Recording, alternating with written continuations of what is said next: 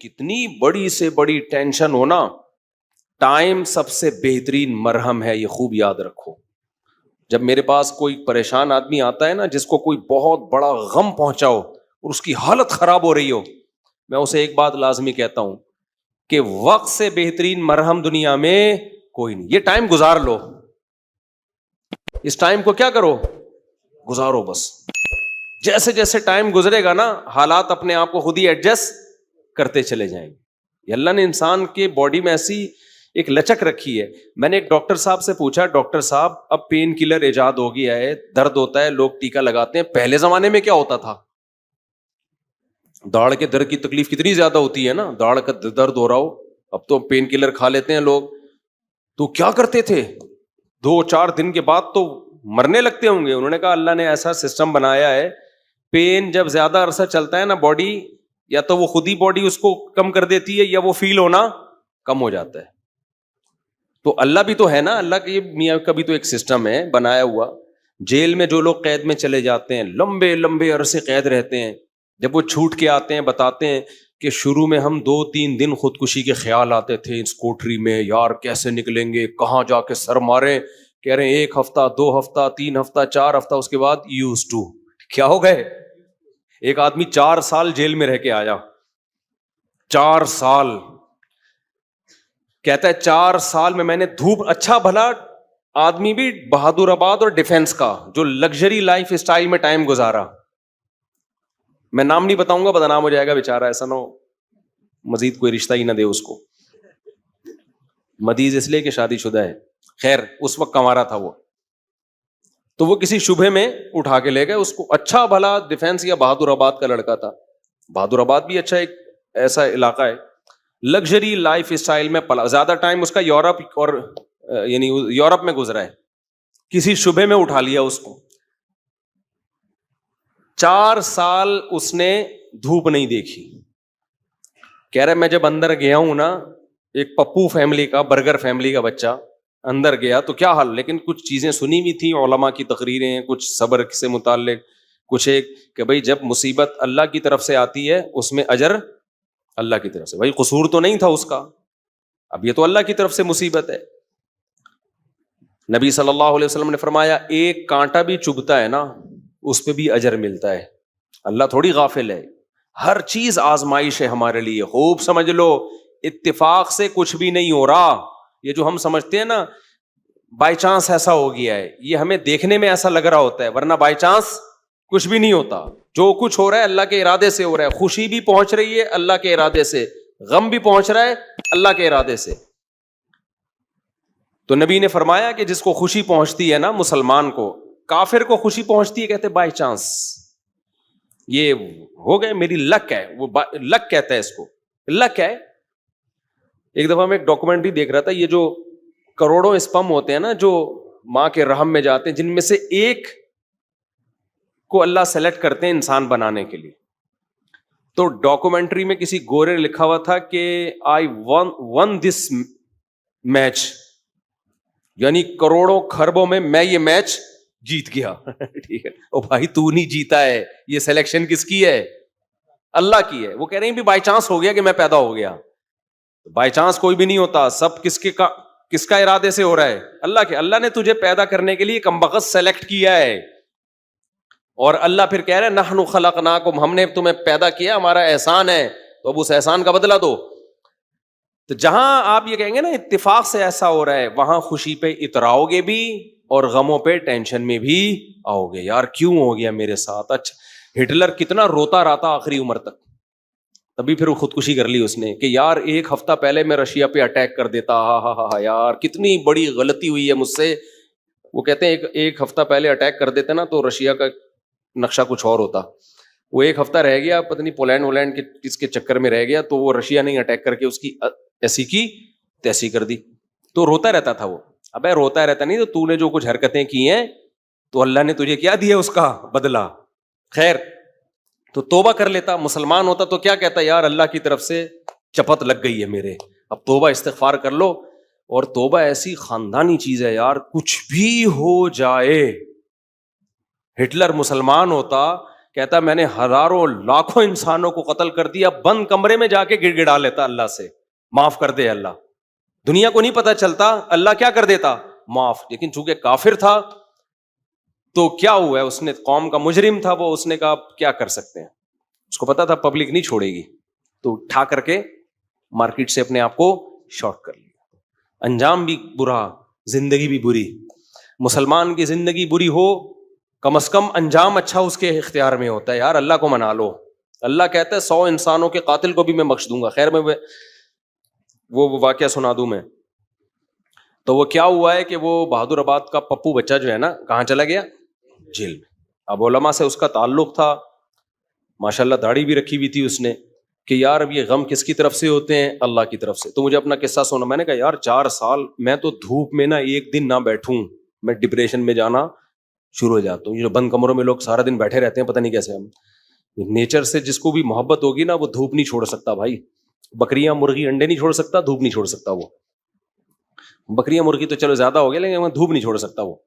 تو میں نے کہا 4 سال آپ کیسے بند کمرے میں رہے ہیں, اور بھی قیدی تھے. کہہ رہے میں 2-3 دن تو ٹینشن میں رہا.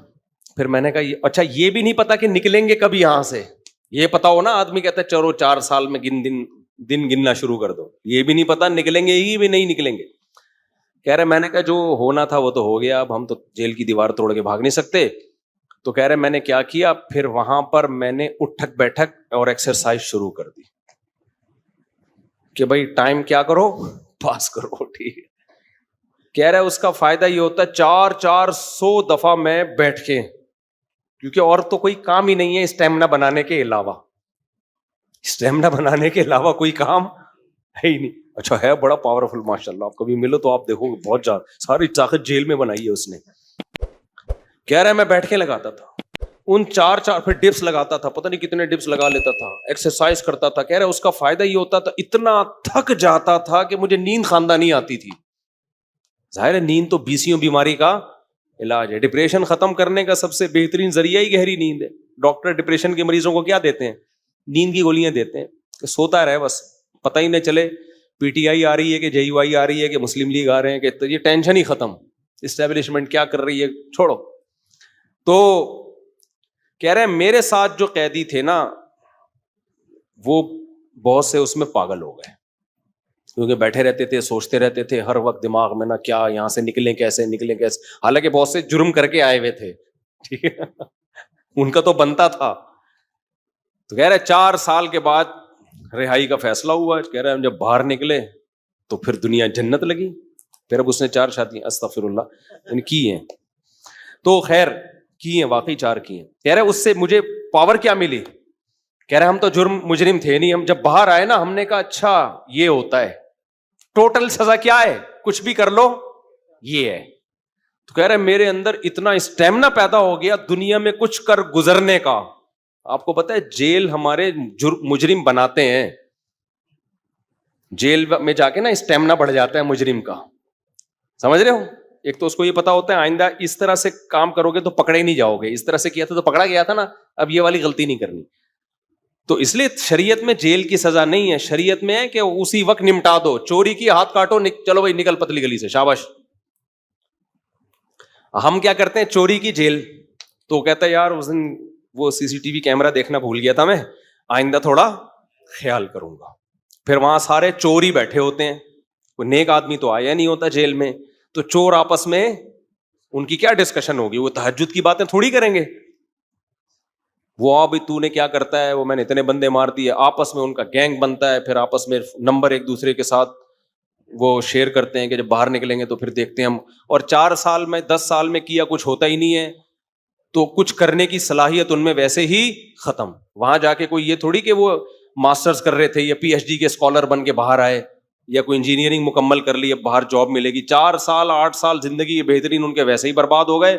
اب ان کے پاس کمانے کے لیے چپل چوری کے علاوہ اور کوئی راستہ ہوتا نہیں ہے, یا باقی چوریاں ڈکیتیوں کے علاوہ کوئی راستہ ہی نہیں ہوتا ان کے پاس. تو نظام اتنا گندا ہے, اس لیے اسلام نے سزا رکھی ہے, اس میں ادھار نہیں رکھا. قصاص ہے, ثابت ہو گیا کہ بھائی اس نے بندہ مارا ہے, فوراً پکڑ کے وارثوں کے حوالے کیا جائے گا. بھائی تمہارا باپ مارا ہے, تم بتاؤ کیا کرنا ہے. اب وہ فیصلے میں دیر کر رہے ہیں تو اس دوران جیل میں بند کیا جائے, بھاگ نہ جائے. جیل میں اس کو تمام سہولتیں دی جائیں گی, بھائی یہ بندہ ہے بھاگے گا نہیں, جلدی 1 ہفتہ ہے آپ کے پاس, فیصلہ کرو, گردن اڑانی ہے یا اس سے بارگیننگ کرنی ہے. تو بارگیننگ میں جو ٹائم لگ رہا ہے اس دوران جیل میں رہے ایک الگ بات ہے. ایک آدھ ہفتہ سعودی عرب میں ایسا ہی ہوتا تھا, آپ کا پتہ نہیں کیا ہو رہا ہے, قصاص. اب 1 ہفتہ اس کے بعد سر قلم کرنا ہے, چلو بھائی اڑا دو سر اس کا. سر نہیں قلم کرنا, پیسے لے کے چھوڑنا ہے, پیسے لے بھائی, اور جو بھی رہن کے طور پر اس کی پراپرٹی رکھوائی, چل بھائی نکل, ختم. ہماری عدالتوں پہ بوجھ کتنا ہے دیکھو, 20 سال پرانی فائلیں جج کے پاس پڑی ہوئی ہوتی ہیں. اسلام میں قصاص ہے. دانت توڑ دیے, ٹائم نہیں ہے بھائی, کون سا والا دانت توڑا, یہ والا, اب بتا دانت توڑنا ہے اس کا. دیکھو نبی صلی اللہ علیہ وسلم کی خدمت میں کتنا زبردست واقعہ ہے. حدیث میں آتا ہے حضرت انس رضی اللہ تعالی عنہ کی جو پھپھی تھی نا, کس کی؟ حضرت انس ابن مالک کی پھپھی. حضرت انس نبی کے خادم تھے. ان پھپھی نے اپنی باندی کو مکہ مارا یا تھپڑ مارا تو وہ باندی کا دانت ٹوٹ گیا. جو لونڈی تھی نا باندی, اس کا دانت ٹوٹ گیا. صحیح ہے نا. تو نبی کے پاس کیس آیا تو آپ نے فرمایا اللہ کی کتاب کے مطابق فیصلہ کروں گا. تو کتاب اللہ تو یہی کہتی ہے دانت کے بدلے دانت. تو اب بڑے مسئلہ ہو گیا کہ بھائی یہ تو اتنے خاندانی لوگ ہیں, اور باندی یہ تو لونڈی ہے, لونڈی کا دانت ٹوٹ گیا, ملازم کو تھپڑ مارا دانت ٹوٹ گیا, تو اب سیٹھ صاحب کا بھی دانت توڑا جائے کیا؟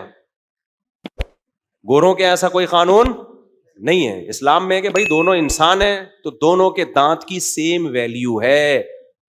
تو نبی نے فیصلہ کیا دانت کے بدلے دانت توڑا جائے گا. یہ بھی نہیں دیکھا کہ انس بن مالک میرے شاگرد ہیں, 10 سال میری خدمت کی ہے, تو اتنی خدمت گزار ہیں تو ان کی پھوپھی کے ساتھ میں رعایت کروں. فرمایا نہیں, میں فیصلہ کروں گا کتاب اللہ کے مطابق. تو کتاب اللہ میں کیا تھا؟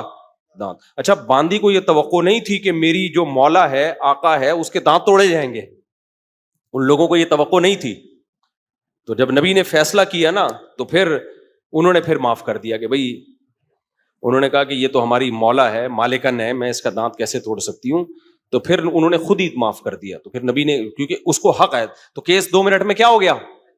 ختم. اگر انگریز کی حکومت ہوتی یا ہماری پاکستانی حکومت ہوتی, اب تک چل رہا ہوتا وہ کیس. دونوں مر چکے ہوتے, دونوں قبروں میں جا چکے ہوتے, ابھی تک ان کے دانت کے کیس کی فائلیں بولو موجود ہوتی, اور پوسٹ مارٹم ہو رہا ہوتا کون سا والا دانت ٹوٹا تھا, ہلا تھا یا ٹوٹا تھا, ان کے مکے سے ٹوٹا. ایسا گندا غلیظ نظام ہمارے اوپر مسلط ہے, اس میں انصاف کے علاوہ سب کچھ ملے گا آپ کو. تو اسلام نے کیش سزائے رکھی ہے, ٹھک ٹھک ٹھک کر کے, کہ بھائی تھپڑ کے بدلے میں کیا ہے؟ تھپڑ. تو قصاص کا نظام رکھا ہوا ہے اللہ میاں نے بڑا زبردست. وَكَتَبْنَا عَلَيْهِمْ فِيهَا أَنَّ النَّفْسَ بِالنَّفْسِ وَالْعَيْنَ بِالْعَيْنِ وَالْأَنْفَ بِالْأَنْفِ وَالْأُذُنَ بِالْأُذُنِ وَالسِّنَّ بِالسِّنِّ وَالْجُرُوحَ قِصَاص. کیا زبردست آیت ہے. اللہ فرماتے ہیں ہم نے لکھ دیا ہے, آنکھ کے بدلے آنکھ. کسی نے تمہاری آنکھ پھوڑی ہے, تم کورٹ میں جاؤ گے, جی اس نے آنکھ پھوڑی ہے, یہ ثابت کرو گے, دلائل سے ثابت کر دیا, کورٹ کہے گی تو بھی پھوڑ دے اس کی یہ والی آنکھ. البتہ یہ کام ڈاکٹر سے لیا جائے گا, ویسا نہ ہو پھوڑنے پھاڑنے میں کچھ اور ہی نہ پھوڑ پھاڑ دے, اتنا لمبا چھورا مارے کہ پیچھے سے ہی نکال دے. تو اس میں ماہرین سے مدد تو لی جائے گی, لیکن یہ ہوگا بھائی آنکھ ضائع کی ہے تو تمہاری بھی آنکھ ضائع کی جائے گی. دانت توڑا ہے, سن بسنی, دانت کے بدلے دانت. سمجھ رہے ہو؟ تو یہ پوری قرآن نے ڈیٹیل بیان کی ہے. یہ ہوتا ہے انصاف, اٹ از کالڈ انصاف. اس میں جس نے جرم کیا شراب پی کے آیا تھا یا بغیر شراب کے کیا ہے, اس سے کوئی فرق نہیں پڑتا. یورپ امریکہ میں ہوتا ہے پی کے آپ نے دانت توڑ دیا تو کہتے ہیں سزا ہلکی ہے, کیونکہ آپ پیے ہوئے تھے, آپ کو ایکچولی پتہ نہیں تھا کہ میں کیا کر رہا ہوں. اسلام کہتا ہے پینا یہ آپ کا ہیڈ ایک ہے, جو جرم پینے کے بعد ہوگا آپ کو اس کی پوری پوری سزا ملے گی. تبھی اسلام میں احناف کا یہ موقف ہے کہ شراب پی کے طلاق دے دی تو ہو جائے گی. آپ یہ نہیں کہہ سکتے کہ میں نشے میں تھا, ہو جائے گی طلاق. کسی حدیث سے نہیں ہمیں پتہ چلتا کہ نشے میں طلاق واقع نہیں ہوتی, خوب سمجھ لو. تو اگر شراب کسی نے خود پی ہے تو وہ اس کا ایسا نہیں ہے کہ اپنے تصرفات اس کے کالعدم ہوں گے, تو بندہ مارے گا. شراب پی کے بندہ قتل کر دیا نا تو شرابی سے قصاص لیا جائے گا. حالانکہ قصاص تو ایسی چیز ہے جو شبہے سے بھی ساقط ہو جاتی ہے. سمجھ رہے ہو؟ دیکھو ایک مثال دیتا ہوں. آپ نے ڈنڈا گھمایا, کسی کے سر پھوڑ دیا, وہ مر گیا, تو قصاص نہیں ہے, آپ کو قتل نہیں کیا جائے گا, دیت دی جائے گی. وجہ اس کی ہے کہ اس میں اس بات کا امکان تھا کہ ہو سکتا ہے یہ قتل نہ کرنا چاہ رہا ہو, غلطی سے بندہ مر گیا ہو. جیسے موسیٰ علیہ السلام نے تھپڑ لگایا تھا قتل کرنے کی نیت سے تھوڑی, تو وہ بندہ ہی مر گیا. اب اس میں قصاص تھوڑی ہے بھائی, ہم نے جان کے تھوڑی مارا ہے. تو ڈنڈے میں اس بات کا امکان ہوتا ہے کہ بھائی ویسے ہی پتھر مار رہا ہو تو قتل کی ارادہ نہ ہو. آلہ جارحہ جسے کہتے ہیں نا, جو قتل ہی کے لیے بنے, بندوق ہے, چاقو ہے, اس سے کوئی مارے گا تو قصاص ہے. سمجھتے ہو کہ نہیں سمجھتے؟ ہاں, ڈنڈے سے کسی نے مارا اور دلائل سے پتا چل گیا کہ اس کی نیت ہی قتل کرنے کی تھی, وہ ایک الگ بات ہے. لیکن نارملی جو ہے نا, جب قتل کے لیے آلہ جارحہ کا ہونا ضروری ہے. اب مسئلہ یہ ہے, میں بات ہی پتہ نہیں بھول گیا جو بتانا چاہ رہا تھا. یہ میں نے ڈنڈے والی مثال کیوں دی ہے؟ ہاں دیکھو, میں بتانے کا مقصد یہ تھا کہ ذرا سا بھی شبہ آ جائے نا کہ پتہ نہیں اس کی نیت قتل کی تھی یا نہیں تھی, تو اس کا فائدہ کس کو ہوگا؟ قاتل کو. اس سے قصاص نہیں لیا جائے گا, کیونکہ ہو سکتا ہے یہ قتل نہ کرنا چاہ رہا ہو, غلطی سے بندہ مر گیا ہو, یہ تو سر پھوڑنا چاہ رہا ہو, خالی تھپڑ مارنا چاہ رہا ہو. لیکن شراب پی کے کسی نے بندہ مار دیا نا چاقو سے یا بندوق سے, یہاں شریعت قاتل کو فیور نہیں دیتی. حالانکہ زیادہ فیور بنتا ہے, یار اس کی نیت تھوڑی تھی, تو پی کے ٹہل رہا تھا. تو احناف یہی کہتے ہیں, امام حنیفہ, کہ جب قاتل کو شراب کے بعد اتنا سا فیور نہیں دیا جا رہا, حالانکہ اس کا دماغ کام نہیں کر رہا, تو طلاق تو قصاص سے کم درجے کی چیز ہے. اس میں اگر کوئی پی کے طلاق دے گا نا تو ہو جائے گی. سمجھتے ہو؟ کیونکہ اس کے اس جرم کو فیور نہیں دیا جائے گا اس پہ, کیونکہ پی کیوں تو نے. وہ کہہ سکتا ہے نا میں تو پی ہوئی تھی تو مجھے کیا پتا, پینے سے پہلے تو تجھے پتا تھا نا, پینے کے بعد کچھ بھی ہو سکتا ہے, بندہ بھی مر سکتا ہے, بیوی کو ڈیورس بھی ہو سکتی ہے. یا ایک مشہور سوال ہے کہ پی اس نے, سزا بیوی کو کیوں دے رہے ہو؟ تو طلاق میں شریعت نے مرد کے تصرف کا اعتبار کیا ہے, اس میں عورت کی پوزیشن کو نہیں دیکھا ہے کہ وہ مظلوم تھی یا ظالم تھی. مرد کی, کیونکہ طلاق کہتے ہیں مرد کی ملکیت سے چیز کا نکلنا, اس میں شریعت نے یہ سمجھا ہے نقصان مرد کا زیادہ ہو رہا ہے. سمجھتے ہو کہ نہیں سمجھتے ہو؟ تو اب یہاں پر بھی یہی ہے کہ اگر کوئی بلا وجہ بیوی کو طلاق دے دے تو بھی تو عورت کا کیا قصور ہے, لیکن پھر بھی ہو جائے گی. تو ہم کہتے ہیں شراب پی کے دے رہا ہے تو بطریق اولا ہوگی. تو آج کل بہت زیادہ ہو رہا ہے, اور پھر لوگ فتوے دائیں بائیں سے لے آتے ہیں کہ جی وہ فلاں نے, سعودیہ کے مفتی نے فتویٰ دیا ہے طلاق نہیں ہوئی چونکہ پی ہوئی تھی, فلاں نے فتویٰ دیا. آج کیا ہوا ہے, ایک آدمی نے کھڑے کھڑے بیوی کو 6 طلاقیں دی ہیں, سب نے یہاں کے مدارس نے فتویٰ دیا, طلاقیں ہو گئی ہیں. سعودیہ کے کسی مفتی سے لائیو ویڈیو کال پہ بات کی, اس مفتی نے بولا کہ میں کسی فقہ شقہ کو نہیں مانتا, کوئی طلاق نہیں ہے. تو میں نے کہا یہی اس کے جاہل ہونے کی دلیل ہے کہ 1400 سال سے جو اسلامی قانون مرتب ہوا ہوا آ رہا ہے, اس جاہل آدمی کو وہ پتہ نہیں ہے, اور یہ اٹھ کے آیا ہے اسلام سکھانے کے لیے. تو یہ جو کہتے ہیں نا فقہ شقہ نہیں مانتا, اس کا مطلب ہوتا ہے سارے گھاس کھا رہے تھے, ہم اکیلے آئے ہیں دنیا میں جو اب قرآن و سنت کو ہم نے سمجھا ہے. خیر, تو کہاں سے کہاں بات چلی گئی؟ بہت اسپیڈ مار رہا ہوں آج میں. ہاں, بہادر آباد سے پھر وہ جیل سے نکلے. ہاں, تو یہ میں عرض کر رہا تھا کہ اسلام کا نظام کتنا بہتر ہے یار. زنا کیا ہے 100 کوڑے مارو, چھوڑ دو بس اس کو, پھر ملامت نہ کرو اس کو.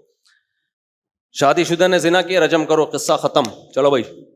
کمارے نے زنا کیا, 100 کوڑے دونوں کو چترال لگاؤ اور چھوڑ دو ان کو. کسی نے زنا کی غلط تہمت لگا دی, 80 کوڑے لگاؤ, چھوڑ دو. چل بھائی, کیس نہیں ہے لمبے لمبے. سمجھتے ہو کہ نہیں سمجھتے ہو؟ تو لمبے لمبے کیس نہیں ہے. تو ہمارے یہاں تو بہت ہی گندا نظام چل رہا ہے یار, اللہ بچا کے رکھیے, جیلوں سے اللہ بچائے. جیلوں میں خارش کی بیماریاں لگتی ہیں, پتہ ہے آپ کو, ایک دوسرے کی پھوڑے پھنسیاں ٹرانسفر ہو رہے ہوتے ہیں. گندگی کا ایک نظام ہے, بہت ہی گندا نظام ہے جیلوں کا. تو وہ صاحب جیل میں 4 سال جب کاٹ کر آئے تو کہہ رہے ہیں میں اتنا کانفیڈنس پیدا ہو گیا. لیکن چونکہ بندہ 2 نمبر نہیں تھا, جب 2 نمبر نہیں تھا تو برائیوں کی طرف نہیں گیا, اچھائیوں میں کانفیڈنس پیدا ہو گیا. تو اچھائی آپ کو پتا ہے, جس نے میرے بیان سنے ہو, ایک اچھائی تو اس کو پتہ ہی ہوتی ہے کہ شادیاں میں نے 4 کرنی ہے. تو کہہ رہا ہے میں جیل سے باہر نکلا نا, بیانات میرے سنے میں تھے, تو کہتا ہے میں نے سوچا کہ اب کسی کا باپ میرے کو روک کے دکھائے 4 شادیوں سے, کیونکہ اتنی ٹینشن جیل میں, کہہ رہے میں نے اٹھا لی ہے کہ اب ٹینشن میرے لیے مسئلہ نہیں. کیونکہ دوسری میں آدمی ٹینشن کی وجہ سے نہیں کرتا نا, کہہ رہے ٹینشن کی ایسی کی تیسی. دیکھو اس نے صبر کیا نا, تو یہ جیل اس کے حق میں کیا ہو گیا؟ مفید. اگر صبر نہ کرتا, جلد بازی والا کام کرتا, جیل میں بیٹھا رہتا, یہ کیا ہو رہا ہے میرے ساتھ, میں نے تو کوئی ایسا گناہ نہیں کیا, اللہ کو میں ہی ملا تھا, کبھی حکومت کو گالیاں دیتا, کبھی پولیس کو گالیاں دیتا, کبھی فوج کو گالیاں دیتا, کبھی عمران خان کو, کبھی مسلم لیگ کو, کبھی کس کو. ان پہ کچھ بھی اثر جو بھی نہیں رینگتی ان کے اوپر. کیا خیال ہے؟ ان پہ جو بھی نہیں رینگتی, کسی پہ کچھ بھی نہیں ہونا تھا. اور اللہ کو بھی ایسے لوگ اعتراض کرنا شروع کر دیتے ہیں. اس نے یہ بولا بھائی میرے بس میں جو ہے میں وہ کروں گا, جو میرے بس میں نہیں ہے وہ میں نہیں کر سکتا.